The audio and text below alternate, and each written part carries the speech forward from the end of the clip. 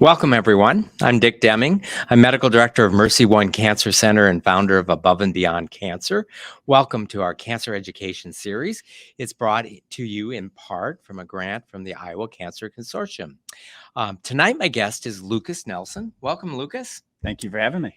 Lucas grew up in Indiana. He got his undergrad degree at James Madison University out in the DC area, Northern Virginia, and then got his law degree at Indiana University. And Lucas is the group president for Bud and Mary's, which is our medical marijuana company that provides services and products here in Iowa and in other states. And I invited Lucas to be with us because medical marijuana products, CBD and THC, and we'll learn all about that, can be very helpful in helping cancer patients manage symptoms due to cancer or also help manage side effects related to cancer treatments. So welcome. Thank you. Thank you. Looking forward to it. So tell us a little bit of the history of Bud and Mary's as a company, and maybe start off by, do you like the term medical marijuana or medical cannabis? Do you have a preference for how we which phrase we use? You know, we've tended to refer to it as cannabis only because here in this state, you know, a little bit of stigma, a little bit of history, a little bit of bumps in the road to even get to the place where we're at today. For one reason or another, cannabis has sounded a little bit, I don't know, easier on the ear, which is kind of nutty, right? I mean, at the end of the day, who cares what it's called? What we do care about is what it does for people, whether or not it can help. And that's kind of has been our pitch throughout getting this program established and then helping to try to grow it. That, hey, this works for people. It is an option for people. It's not going to solve every single problem out there, but let's try to make it something that people can have in the toolbox as one of their options. So, you know, when you look back on what's happened here in Iowa, there originally was a program that allowed for possession of CBD. Didn't help you much because you couldn't buy it in the state. But in 2017, that law changed. It set up a scheme to allow for manufacturing and sale within the state. And that's when MedFarm Iowa, which was a previous name of our company, now Bud and Mary's, was formed. And we were formed strictly to look at that application for a manufacturing license, ultimately try to win that application, which we were successful in doing, and getting set up so that we could cultivate, extract, process, formulate products right here in the state.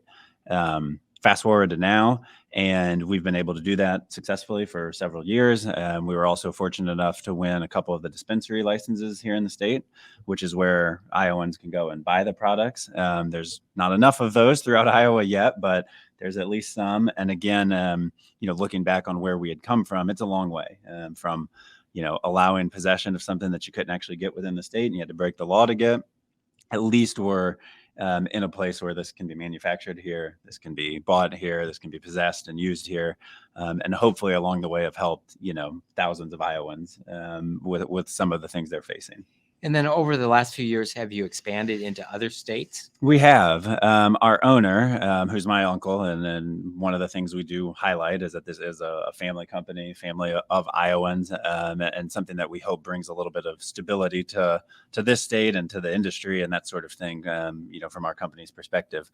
He'd been invested in a company out in Colorado. We've since brought that entire company under our wing. And in 21, we started off on a project to expand into Michigan's market as well. And so we've entered that market. We'll be producing officially in about September of this year. It's a long process up there, but that does make us now a 3-state operator: Colorado, Iowa, and Michigan. And hopefully there's more to come as we continue to grow as a company.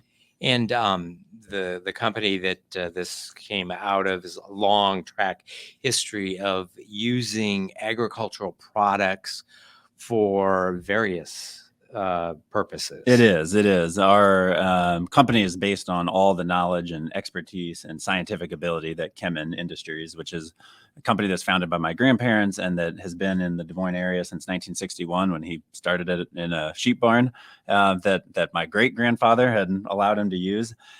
We've built on the knowledge that company has developed. I mean, it's a massive company now around the world, multiple manufacturing sites, 3,000 employees, all sorts of different business units that make up what Chemin does. But at bottom, a lot of their products are molecules extracted from a plant. And if you set aside some of the stigma, some of the, even back to cannabis versus marijuana, right? If you set some of that aside, what we're doing at Bottom Aries is extracting molecules from a plant, putting those into different formulations, and then helping people decide, hey, what does this do? What might it do? How can it help me? And that scientific part is something that we think we're good at, we're equipped for, we've got history doing it. And it allows us to know, at least as much as possible, what those molecules might do. And hopefully that leads to better, outcome, better experience for anyone who comes in our store. Well, and certainly as a physician, it gives me great comfort to know that this is a company that is scientifically based on extracting chemicals from plants. It's done in a very scientific method with clean instruments, and you know what you're dealing with. Absolutely. Obviously, when one is just going downtown to a street corner to acquire plant-derived products, there's a lot of risk involved. There is. Risk. Absolutely. And it's one of the reasons that, in part, this program was finally something the legislature put into place and Governor Branstad at the time signed. And why you've seen these thrive in other states is because there's that recognition of there's a lot of risks out there if you don't go about doing something in a regulated manner. And now that we have that here, we can build upon the fact that we can deliver products in a safe, efficient manner. Hopefully that just allows us to continue to grow what's already started. And in the world of medicine, the idea that we would extract chemicals from plants that have therapeutic benefit is not a foreign concept. Right. I mean, the history around so many medicines were based in plants. And one of the things we say, whether it's Bottom Aries or it's Chemin or it's any of our scientists, is that at the end of the day, nature will always make a more complex molecule than we can in a lab. And so, again, you set the stigma aside from the plant, there's all sorts of things that we think this plant might be able to do for the future. We've got a couple of molecules we can truly explore right now. Hopefully, there's a even larger future for being able to do so. But again, nature makes some pretty unbelievable things. And if we can harness that in a little bit to be able to help people get some relief from things they're facing, then that's a huge goal of what we're trying to do. Okay.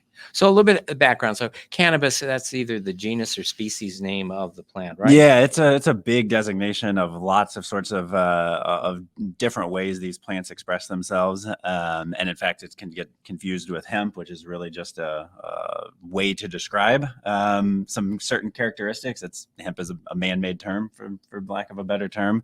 But yes, it describes that entire plant family. Okay. And there are at least two different substances, chemicals that we'll talk about, and maybe you talked about, maybe you're also looking at some others, but the most frequently talked about are CBD and THC. Yes. And those are derived from the same plant. Correct. And do you use different varieties of the plant? Are there some plants that have a higher content of CBD versus THC? Do you use the same plants for extracting both, or do you grow different plants for the one product or the other? So we grow a variety of different strains, is what they tend to be called in this industry. We around our shop usually will say cultivars, and a little bit more scientific term, but we grow a variety, and we're constantly screening for new varieties as well. And the reason we do that is we're after two things. We're after solid content for THC or CBD. Those are those two target cannabinoids that we're after. We do want to see some of the other cannabinoids that are out there in our plants. Unfortunately, there's not as much evidence and research around what they can do, so we can't make as strong a judgments as to how important those are or not. But we can do that about THC and CBD to a much greater extent. But the other thing that's, sometimes people don't think about that is a bit unique, is that we're also trying to develop plants that are easy to grow, easy for our cultivation team to be able to grow. Don't require excess water or nutrients, can grow under the indoor grow lights that, because of the regulatory scheme, still grow everything inside in Iowa. So we've got some limitations there, and we're constantly trying to make sure that we're getting good yields out of those so that we can continue to supply the market, but that we're also not, killing our cultivation staff for how much work they've got to do to get those things. So do you develop hybrids? We do. Okay. And at this point, just given the development of these plants, most of them are hybrids that have been breeded and changed over the course of a couple thousand years. I mean, you step back, cannabis has been around for 2,000 or more years. And so there's all sorts of different genetic varieties that are out there, oftentimes crossed, and kind of don't know what you're going to get until you've run them through tons of different cycles. Okay. So you grow the plants and then you harvest them. Correct. And then you extract the active cannabinoids. Yep. Maybe just for those who don't know, distinguish the difference between or compare and contrast the CBD versus the THC. Sure. So two of the target compounds in all of our products and really make up the base for what we're doing. THC is going to be the one that people are probably most familiar with. It does have psychoactive properties. It can get the high that people associate with cannabis or marijuana, but it's also the one that has those pain relieving properties as well. And so what we typically find, and as a shortcut, what we'll often tell people is that if you're experiencing full body pain, if you're, some folks that we see every day that are dealing with pain from cancer treatments and that sorts of things fall into this category for sure. That THC is going to be the molecule that often is the one that helps you the most as far as blocking some of that pain and helping you to deal with some of those symptoms. On the other hand, CBD not going to have those psychoactive properties. We often, again, as shorthand, will refer to that one as the one that helps cut down on inflammation. Both of them can work in tandem with each other, though, because sometimes, depending on the condition, a lot of that pain is caused by, in part, inflammation. So if we can knock down that inflammation using CBD, and then we can come with a little THC too to help with that pain, that is often for a lot of our folks where they'll start. So a little bit of a balance between the two. It also helps from the standpoint of, hey, I don't know what that psychoactive may or may not do. For us, we look at it as a side effect. We're not trying to go after that for our patients. And that CBD can help balance that out too. The products that we offer that have those higher THC contents with the lower CBD often can have, until you or have more experience with it, often can give you some of that fogginess in your head. And if that's not something you're looking for, of course, we can pair that with CBD to kind of balance that back out. Okay. Let's talk a little bit about the process here in Iowa. So it is, relatively new. In the state of Iowa, doctors don't actually prescribe the medication, the chemicals. Right. So in the state of Iowa, a doctor certifies that a patient has a condition that the state of Iowa, the legislature has passed in a law saying this is a condition that allows someone in Iowa to have access to these products. Right. So typically when I see a patient and I'm going through the symptoms they're having, either the symptoms of their cancer or the side effects they're having from their cancer treatment, be it nausea or fatigue or peripheral neuropathy, we'll talk about how we might manage these. And if I say, well, one way of managing your pain or the side effects of the medications would be CBD or THC, I can then certify that the patient is a cancer patient, which is one of the conditions. I sort of know the other ones, but probably not as well as you. And the only ones that I'm certifying is the cancer. Sure. What are the other conditions besides cancer that the state says allows one to have this product? Yeah. So the one we see the most is chronic pain. It's the name of it. That one encompasses anything, right, that might cause you chronic pain. We've seen providers in this state certify your typical sort of physical pain that may have been caused by accidents or injuries or you name it, the source. But we've also got people, providers who have certified because the mental pain that someone might be going through, or mental condition that someone might be going through, causes pain for that person as well. And that's been a change in the law where we move from this intractable pain that had this kind of wild definition to chronic pain, which is much simpler to say, does this person in front of me as a provider, does this person in front of me have chronic pain? Yes or no? Then that person qualifies. PTSD has also been added in the last couple of years. We also see a variety of MS patients and cancer. Those are usually the four that most people slot into. And I think especially with chronic pain being easy to understand as a condition, we see a lot of people that might have a otherwise diagnosable condition.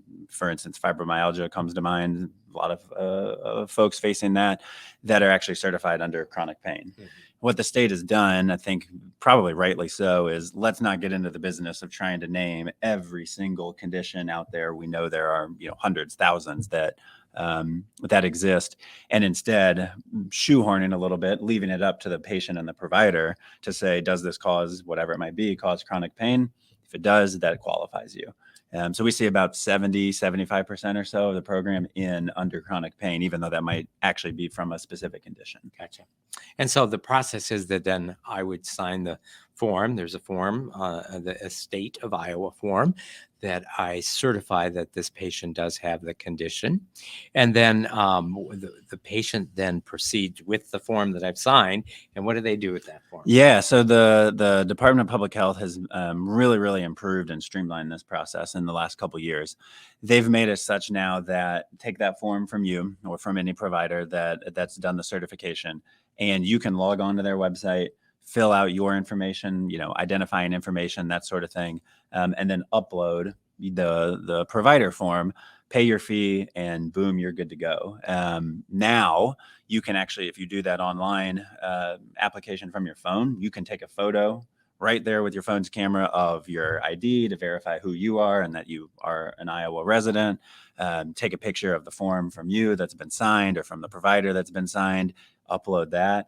Boom, boom, that part's pretty quick and easy to get done. From there, the state's actually even revised further. You used to get a physical card in the mail a couple weeks after getting your paperwork filled out and you getting approved.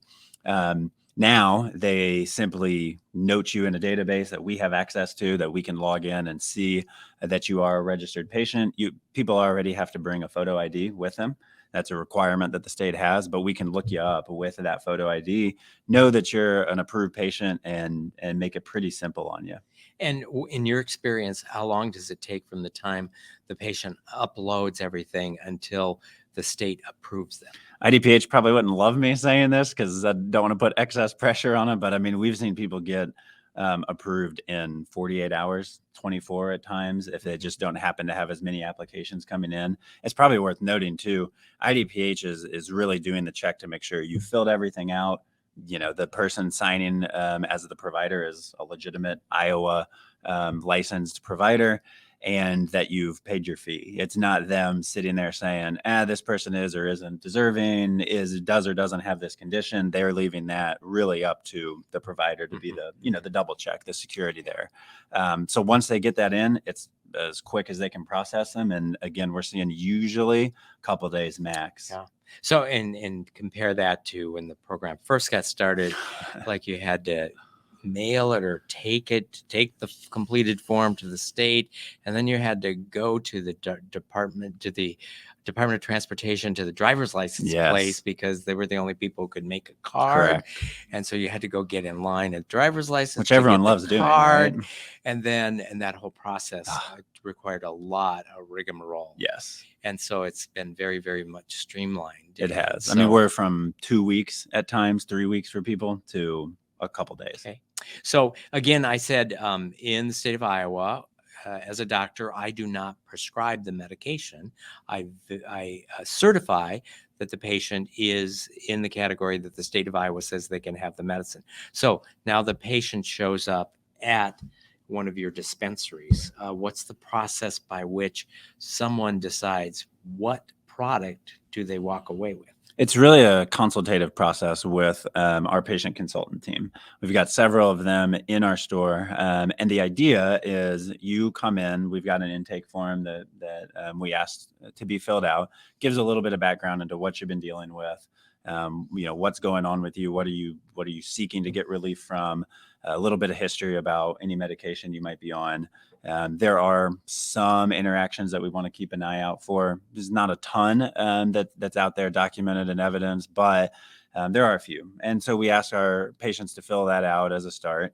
And then from there, sit down with them, go through, try to understand what they're dealing with. Again, have that one-on-one conversation, take you through the product line, give you a little info on CBD and THC if it's not something you're familiar with from before, ultimately make a recommendation.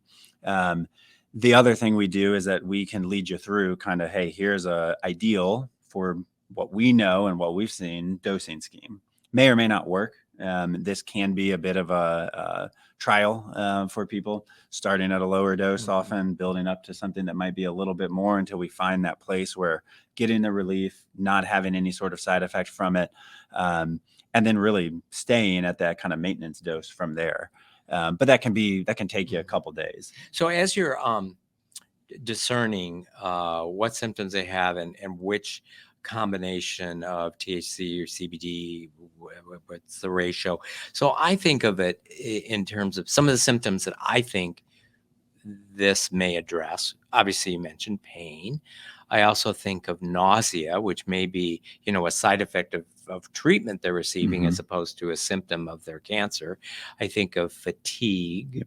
I think of insomnia. I think of perhaps anxiety. What are some other symptoms that you think either THC or CBD are would be helpful for? You've really hit some of the main ones. I think I've even been surprised or have come to learn more about just how many people deal with insomnia and how that can affect you throughout the entire day for weeks on end when you're not getting a good night's rest. THC is the molecule we'll typically recommend for sleep. We've got it in tablet form, for instance, that can kind of kick in and work a little slowly through you while you're sleeping to kind of keep you awake. Usually that we're talking about up to 6-hour duration for a lot of people with that tablet, which is more than some of these folks who were able to get solid, straight, without waking up sleep before. CBD has a lot of those, those anti-inflammatory properties that we've seen have also helped with people's anxiety. It's been one that you can pair with, some of the other molecules that we offer to kind of bring that anxiety down in a way that maybe patients haven't been able to find before. What about nausea? Is that more a CBD or a THC? It's usually a little bit balanced or towards the THC side. We haven't, I guess I wouldn't say we've had a ton of people come back and give us sort of in-depth experience with how that's helped them as much as we hear about it on pain and sleep and anxiety and even seizures, which you didn't mention before.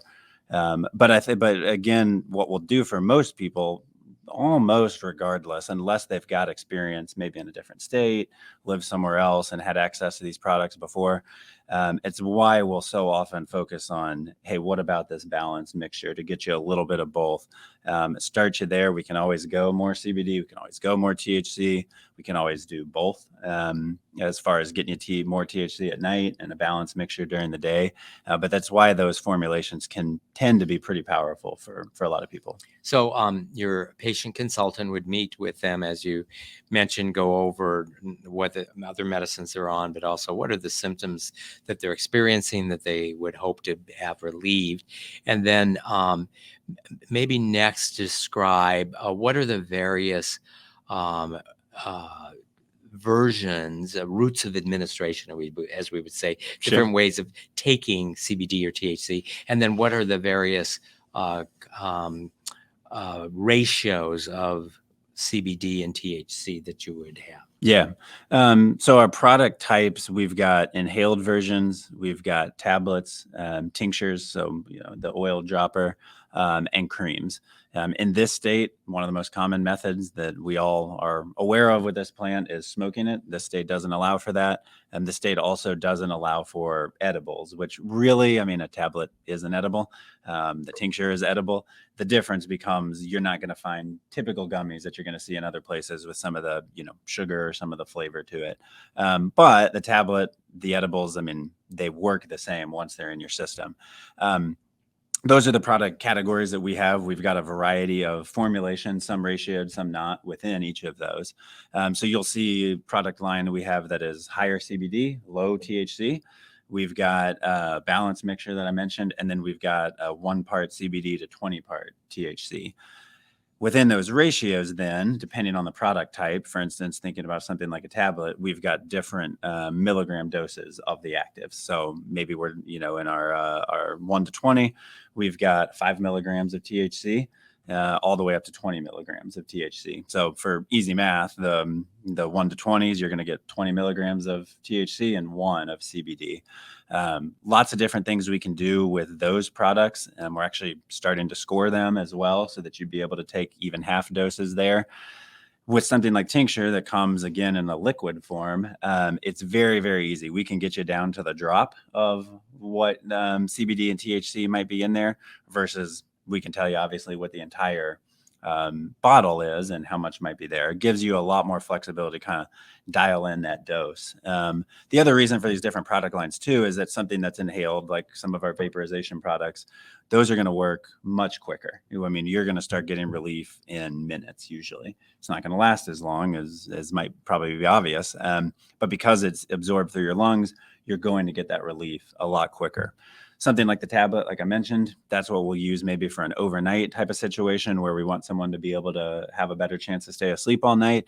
Slower release, takes you a while to get it through your system to process it, but will last a lot longer. And what would the creams be used for? So the creams we really target for people who are, having pain from arthritis, maybe. Again, very shorthand is what we'll typically say is if you can point to it and it hurts, that's going to be an option for you. If it hurts everywhere, the cream isn't going to do much for you, unfortunately. And do you think that the way it works, so, okay, my elbow hurts, I'm going to rub the cream. Do you think it's a direct effect or does it get also into the bloodstream and have a systemic effect? So ours are not quite transdermal. So I don't think it gets into the blood, which is, we don't expect it to from the way we formulate it. So that's why it is that more localized experience. That's why you might not get that full body relief from it. But again, that is how it's targeted. We've looked at potentially bringing on a transdermal cream, but for the most part, our other delivery methods are usually a little bit more efficient than what that cream would be. And so again, that's why we'll say, hey, if you can point to it and it's targeted there, again, usually something that arthritis has had some luck with. Certainly if you've just had an injury or something where you've got some inflammation going on from that prior injury, that can be another solution for you. Okay, so I'm a cancer patient. I've got some pain that's related to some cancer I have in the bones, and I've got some nausea related to my chemotherapy treatments, and I have some insomnia from the worry I have over what I'm going through. I just had a session with your patient consultant. We've decided on it. How much is that going to cost me, and how do I pay you? And can I just keep coming back every day, once a month? How much do you give me? Maybe some averages for how much a average patient spends when they come to you. I assume it's not covered by insurance. It is not. It is not, which I know stings. And it's really, I mean, you can, and in fact, we'll talk about it with payment method, tie it right back to the fact that at the federal level, this is still illegal. What that means is that it is not covered by insurance. And what that also means is that predominantly our patients pay in cash. We do have a debit card solution that we've been able to provide. It has a fee attached to it, unfortunately, and kind of works almost like an ATM for lack of better description. Most people will come in with cash, and it's not just us. I mean, this is a problem throughout the industry, recreational, medical, whatever state you're in, you're paying in cash by and large. Insurance not covering it in any state either. So, talk about an action item that we'd love to see change. That's something that would make a huge difference. The bulk of our patients are coming in once, maybe twice a month. We can see it right there in the numbers that for the most part, a lot of people are buying a month's supply, maybe a little bit longer, again, pending where they live. Iowa only having 5 dispensaries means that we are serving people from a little bit further away than just Des Moines or, just the surrounding metro. And so they're buying a little bit more. Our average is probably around 110 that someone's spending. It could now, again, it's very, very dose dependent. That could last you a couple days. That could last you 60 days.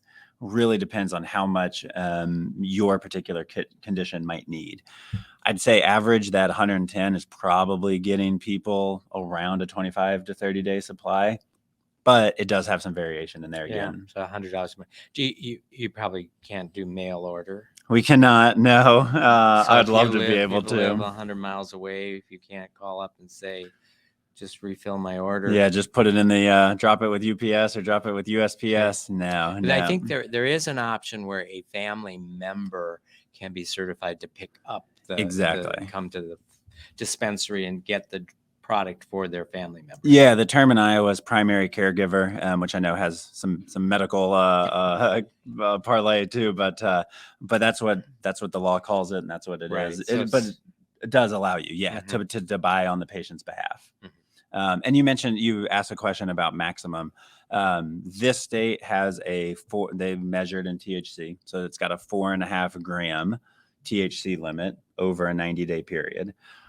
Don't worry about doing the math. We do that for you. It's very, very simple. Every product has a value, goes into your account. Very easy to track, tell you how much you got. The other thing that the state did set up and that does exist is a waiver program. 4.5 grams is more than enough for some people.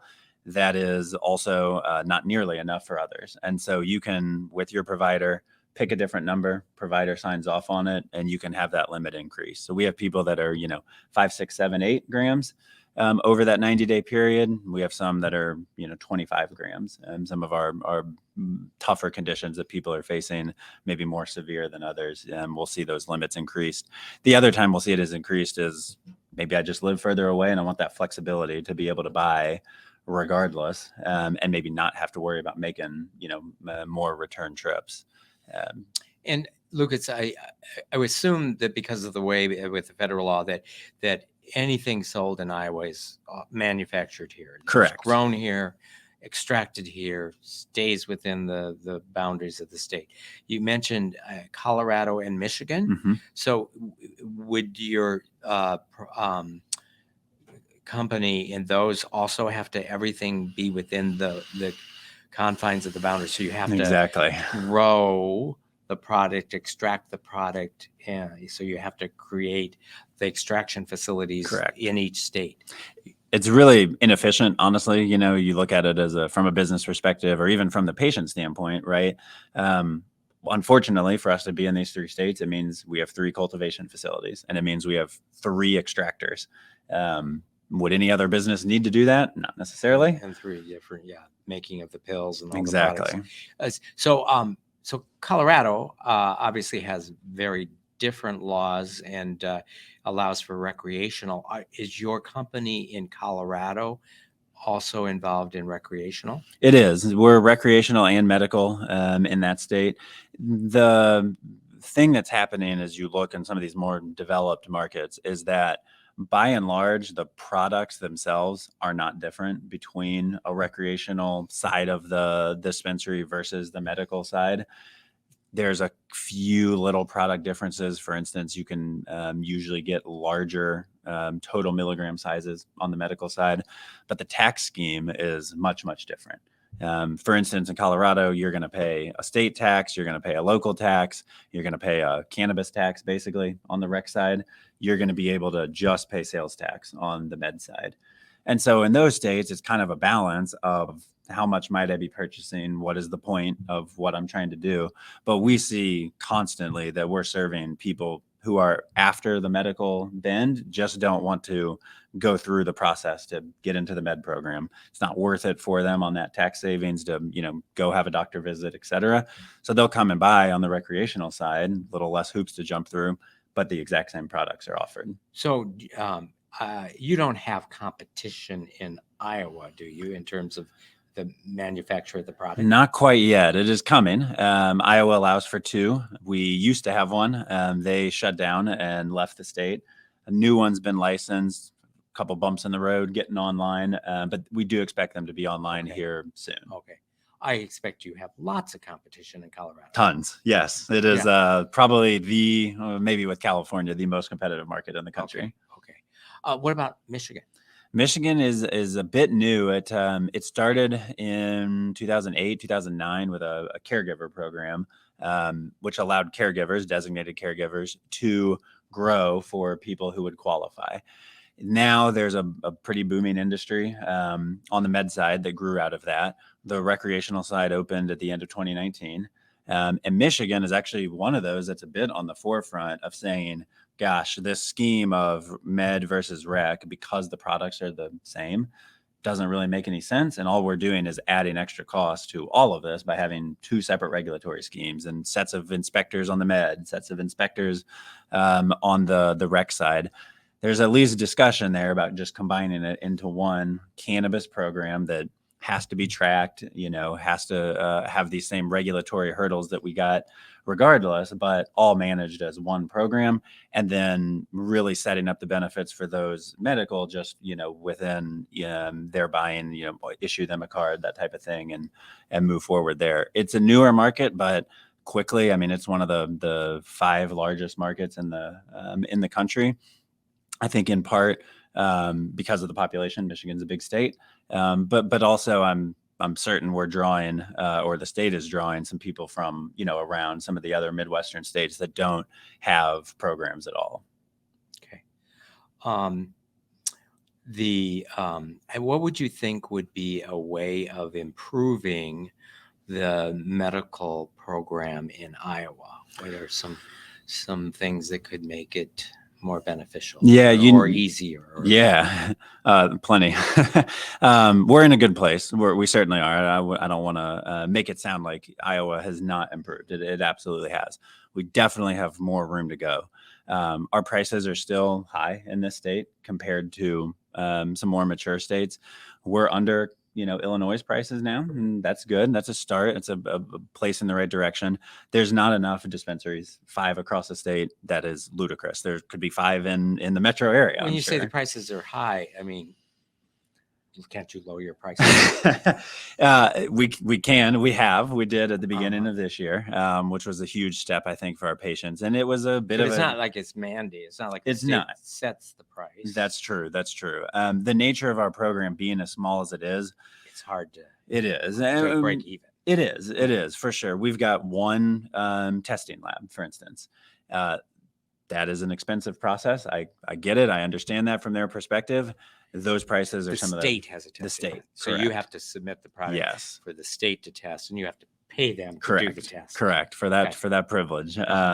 Those are some of the highest costs of any laboratory in the country in this space. Oh, okay. So that part's adding a lot to it.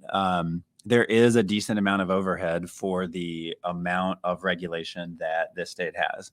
I get it from where it started. I think there were some benefits to that. You look in some other states and see the way they've evolved. They have pared some of those things back.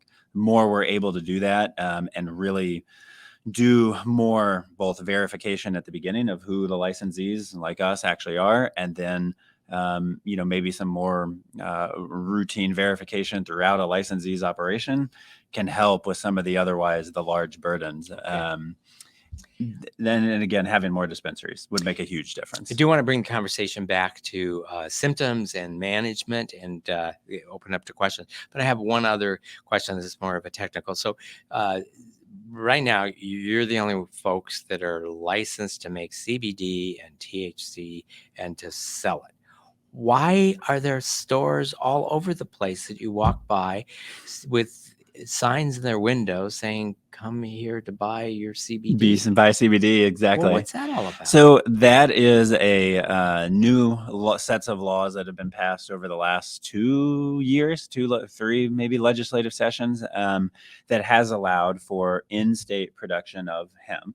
One of the things that makes it a hemp plant is that it has very, very low THC, but can have any of the other cannabinoids, including CBD, which is the most common.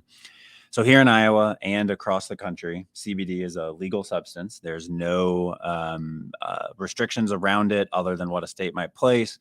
It can cross state lines, that molecule itself. And so what that's allowed to have happen here is that if you follow the state's process for either growing or for distributing CBD products, and there's a whole set of hemp laws for growing that the Department of Ag, that IDALS looks out over and inspects and is responsible for overseeing.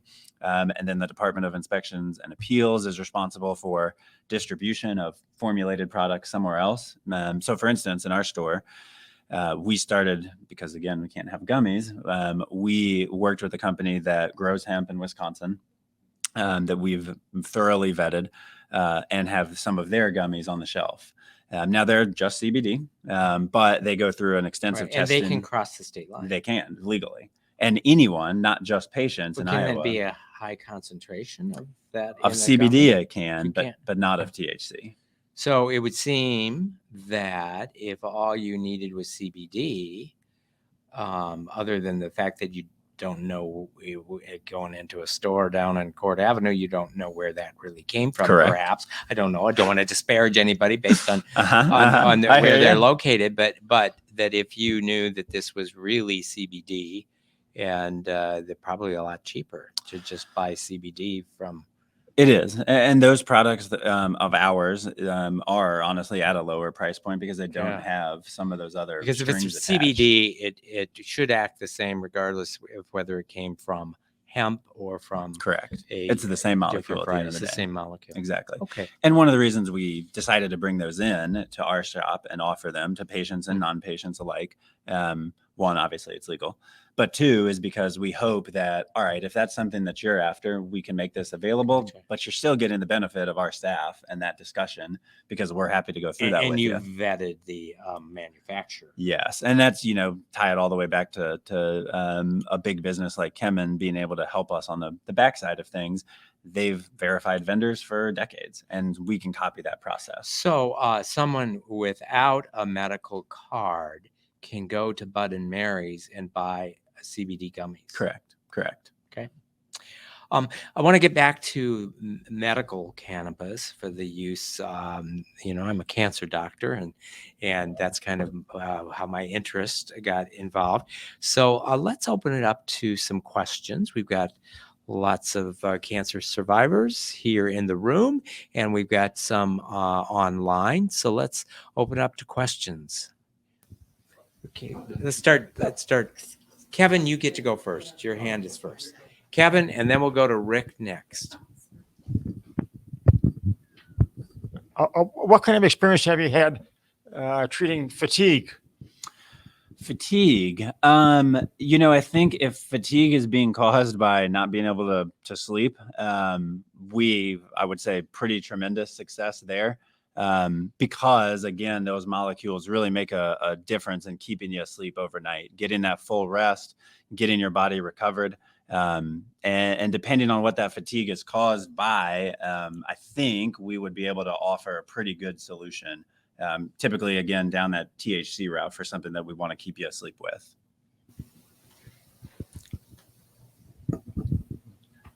that was your question. I actually have two questions. Sure. I know when I see my oncologist, she's always wanting to know if I'm on any supplements and keep her informed. Are there any, and I don't know if that's because some supplements neutralize the treatments you're on. Is there any concern in regards to that with your products? So folks that have compromised livers is something that we do usually try to ask about. That is because especially what we've seen is that folks trying to process larger amounts of CBD, that can have some interactions that aren't great for people, that result in not the best outcomes. So we'll usually ask for that. There are some prescription drugs. Warfarin is one that I think reacts poorly with almost everything, it appears. Yeah. But that's one that we ask for, specifically about. Otherwise, supplements themselves, as opposed to prescriptions, nothing that we have encountered in the couple years, 4 years now that we've been operating, and certainly nothing that we've seen strong evidence for being absolutely got to stay away from. But again, back to how we usually start people, that's why it's so important to kind of get an understanding and then start with those low doses and make sure that there isn't any sort of interaction that we don't want. What about travel with Bud and Mary's projects? Can I pack your products in my backpack when I get on the plane and take them across? I mean, what are some precautions that we need, both even domestically and internationally? Yeah. So around the state, no problem. You're well within your rights. If we're letter of the law says that when you cross into a different space, if you're in the air, you're at least in part in federal airspace. That is not a place where cannabis is allowed. That being said, we've had multiple patients who maybe spend some time in Florida, spend some time in Arizona, travel with their products, never come back to us that they've had any sort of trouble with it. Be smart, I would say, right? We're never going to tell you to do that because it is against the law. But we know that you might need relief in other places. And especially in states that have med only, or if you've been having really good experience with the products that we offer that aren't available in another state, I can understand why some people might want to, find a way to keep that with them regardless of where they go. But letter of the law, you can't leave Iowa and still have the same protection that your Iowa card gives you. Great. So question, other than you get rid of your pain and those sorts of things, is there any concern with becoming addicted to this sort of thing? Because that's what you grow up learning, it can lead to more recreational type drugs. And so do you have any comments around it from addiction perspective? Sure. There is a percentage of the folks that will try cannabis, that will use cannabis, that do have that ability to get addicted to it. The number originally that we cited, 7, 8, 9%, somewhere in there, with higher potency cannabis products that have come onto the market across the country, that rate has gone up. It's also more accessible. We also got more people looking at it and studying that. So whether or not that percentage maybe was always a little bit lower and is now just kind of catching up to the fact that we have a much larger population size that we can kind of look at, it's hard to say. I don't know for certain, but that is an absolute possibility. Now, are there ways for us again to manage around that? There are. Again, I mean, it's probably sound repetitive, but why we start at a lower dose and don't need to go any higher for your dose than what is giving you that relief. That's what we'll constantly counsel you on. That gives us our best ability to control that. However, there will be people that do have that little bit higher propensity to potentially see some of that, those addiction scenarios. And when you say addiction, are you talking about to the point of having physical symptoms on withdrawal, or that they just become habitual users? It seems in our experience that it's really that second one. Again, we in our dispensary with, again, a limited population, have not seen those withdrawal for, someone that maybe wasn't able to get into the store, or wasn't able to renew their card for some reason. So it's really been kind of that more habitual use. But I think this is probably something that over the course of the next, several years, decades, will be able to be studied a little bit more, and maybe we'll be able to get to a better, more definitive answer on that. Okay. Yes. You mentioned vaping. Isn't there a concern that vaping causes cancer? So there's certainly, there's always going to be risks with inhaling something into your lungs. If any of you remember in 2019, that vaping crisis that certainly was in the news, what essentially all of those problems were related to cutting agents that usually in the illicit market, people were using to make the product that they had go further. Things like propylene glycol, things like PEG and some other cutting agents, never, ever meant to be inhaled. But people were doing that. And again, it gets back to why it's important to have a regulated market, and in my opinion, to not allow those to ever hit the market. We use our cannabinoids, of course, and our terpenes as the base for what our vape products are. That being said, there is, again, absolutely a risk. There's no evidence that we've come across that we know that vaping cannabis oil will give someone cancer. We do metals testing. The state requires it. We do metals testing on our hardware, and we make sure, this is one of the important things that we've done in vetting our vendors, that our oil doesn't touch any sort of metal or ceramic pieces within that vaporizing device. That used to not be the case. That used to not be standard in this industry. But it is now really across the country. And it's, again, something that we make sure every single one of our devices does not ever come in contact, which if it did, that's where you have even a more increased risk of some of those volatile chemicals being released into your lungs. So it's not without risks. It's a cost benefit analysis for the patient, for their provider. But we haven't, again, no evidence that vaping those oils will cause that. George. Yeah, we got a comment and a question here from the online viewers. I'm going to go ahead and put the comment up. This is from Jen, and Lucas will like this. Jen says, medical cannabis really helped during my treatment. The staff at the dispensary were so helpful. That's her comment. The question is from Patty, and it's a good one. It says, is there any benefit for breast cancer patients who are on hormone suppressing medications, i.e. hot flashes, insomnia, and night sweats? Interesting. If I'm doing my due diligence, the first thing I'd say, and this goes for any of you or any of you online or that do view this, absolutely use our dispensary as a resource. Great to hear that at least someone, hopefully there's a lot more, have had good experiences there. Even if you got questions like that that are very, very specific to your condition, when we're open, people will answer the phone. They're happy to walk through that with you and give you some of their thoughts, even before you consider getting into the program. The easiest one, again, for me to tackle would be that insomnia. And yes, I'd say absolutely. Medical cannabis will have benefits for that, or at least you've got the potential to have benefits for that. I won't guarantee it for any person.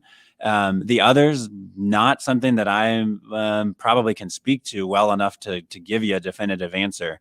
For that one, I'd say absolutely reach out to one of our dispensaries, Sioux City or Windsor Heights. They could give you a more definitive and more certain answer than I could.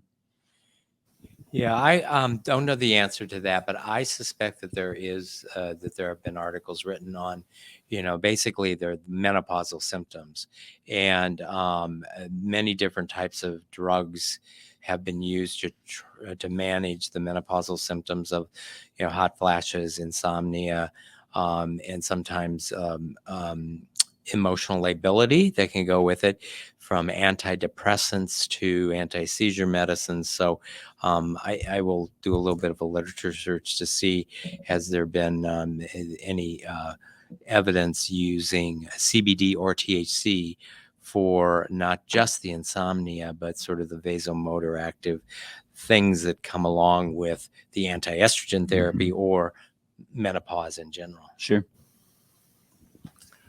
We have another question. I have peripheral neuropathy. What would you recommend I take a look at? I'm doing the Ole Olson, the ultralight and the stimulation for the nerves. How would you, if I came to you, what would you recommend that I do? I know we have dealt with a number of different neuropathy conditions and folks that have been suffering from that. Again, I'd certainly encourage reaching out to the experts on our team at the dispensary. My guess is that what I know has been successful for a lot of neuropathy patients that we've had, and I'm not positive on your specific situation, but it's been at least a kind of medium dose. So maybe thinking of like our 10 milligram tablets of THC, and then that balanced mixture, that 1-to-1 as well, and kind of pairing those throughout your treatment. But for true specifics, I would certainly suggest talk to our team that will be able to, one, has probably seen it before, and two, could get you a more specific, hey, this is what we'd recommend, product, dose, when you're taking it, even those sorts of things. So we've got THC and CBD. Yes. Okay. CBD has no Psychoactive properties. psychoactive Yep, properties. and it's CBD. B as in CBD, boy. excuse me, CDB. Okay. So I've tried that before and it doesn't seem to do any good. Okay. Sure. So naturally, and I've smoked other types of, marijuana, but I haven't done it it's been recreational. It hasn't been to see how well it's going to help me with my neuropathy. So, you have a card or something that I could get a hold of you? You bet. And then from there we could talk. And it sounds to me like I would be talking with somebody else other than would. you. Okay. Yes. Okay. That's where I'd again direct you to our staff at the dispensary. That those are the folks that are the true experts in figuring out what might work for you and your specific situation. So Lucas, what would be like the training or the credentials of one of your patient consultants? So we've got a variety of different backgrounds that have that we've kind of come together for, really for our whole company, for that matter. Patient consultants specifically, usually people that have worked in pharmacy type settings. We've got a couple of farm techs on our staff. We've got people who used to work in substance abuse. Has been a nice addition to the team. We've got a pretty thorough training that we go through with our folks. We've got also on our team a couple of different PhDs that part of their job is doing routine literature searching, doing routine review of what is happening in this industry outside of what we're doing as a company. And that's important because it helps us stay up to date with whether it's specific treatments for a specific condition, or it's, hey, here's something that's been starting to been looked at. How might we be able to apply it with the products that we have? And we can transfer that info from those PhDs, right, from that part of our scientific team over to our dispensary. It's an advantage of being, vertically integrated like we are. So a couple different backgrounds there, hopefully pairing to make the best experience for every patient. Okay. We have time for one more question. Are there any formulations that will help with loss of appetite? Yeah, so one of the original uses for cannabis is around appetite, and so I'd say I'd direct you probably. I think our team would probably say either the vaporization, because again it can come on quicker, and sometimes that tablet it can knock people out a little bit, right? Again, it's one that we recommend for sleep so often for that reason. But THC is the molecule that is known to kind of help with that appetite. So that's one that I'd say absolutely we can assist with. Yes. how do you say, munchies? Exactly. Stereotype comes from somewhere, you know? So great. Well, Lucas, thanks so much for being our guest tonight. Thanks everybody for attending. If you know someone who would benefit by listening to this, this program will be on the Above and Beyond Cancer YouTube channel tomorrow, so you can watch it on demand. It'll also be available on the MercyOne Cancer Center website. So thanks for joining us, and please join us again next week. Bye, everybody.